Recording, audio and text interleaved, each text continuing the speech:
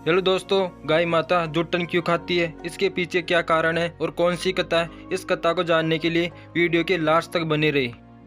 तो प्यारे दोस्तों, एक बार की बात है जब भगवान शिव और मां पार्वती समुद्र के किनारे विहार के लिए गए थे। इसी विहार के बीच शिव जी के मन में एक शरारत आई। विहार का मतलब घूमने। उन्होंने कहा कि देवी पार्वती, मुझे अचानक आवश्यक काम से जाना पड़ रहा है, मैं कार्य पूर्ण कर भी आता हूँ, आप यही मेरी प्रतीक्षा करना।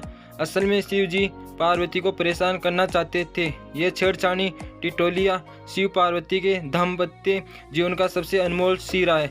यही उनकी कहानियों का सबसे रोचक और रहस्यमय बनाता है।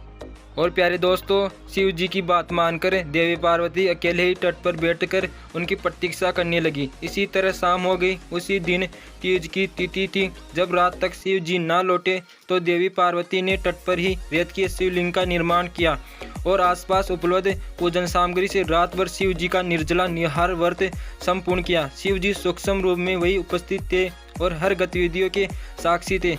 सुबह होने पर पार्वती ने समुद्र में रेत के शिवलिंग और पूजन सामग्री का विसर्जन कर दिया।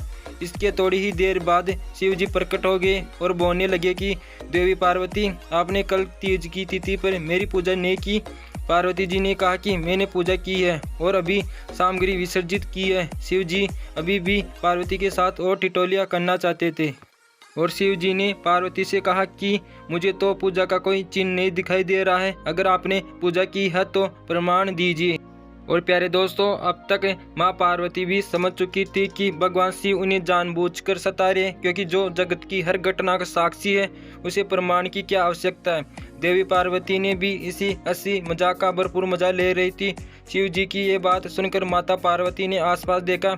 उन्हें एक गाय खड़ी दिखाई दी। उन्होंने शिव जी से कहा कि यह गाय मेरी साक्षी है, मेरी पूजा करते समय ये उपस्थित थी।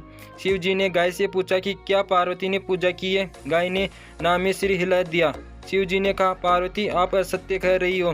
गाय ने अपनी आपकी गवाही नहीं दी। शिव जी के सामने स्वयं का अकारण झूठा साबित होने पर पार्वती सहन नहीं कर पाई। यह बात सुनकर देवी पार्वती गुस्से में गाय को श्राप दिया कि तू दिव्य जन्मा है, जगत कल्याण के लिए प्रकट हुई है, इसलिए जनहित के लिए तेरा गुण यथावत रहेगा, किंतु जिस मुंह से तूने झूठी गवाही दी है उसे दंड भुगतना होगा। झूठ बोलने के कारण अब से तू जुट्टन ही तेरा आर होगी। इसी तरह झूठ बोलने से गौमाता क्रोधी की भागी बनी और आज तक उनकी संतति अच्छा भोजन प्राप्त होने के बावजूद जुट्टन खाने के लिए बाध्य है। यह कथा हमें बताती है कि असत्य भाषण के लिए कितना गंभीर परिणाम हो सकते हैं। साथ ही दाम्पत्य जीवन को रसपूर्ण बनाकर मधुरता से जीवन यापन करना भी सिखाती है। यदि आपको यह कथा अच्छी लगी तो आप हमारे चैनल के साथ बने रहिए और चैनल को सब्सक्राइब कीजिए।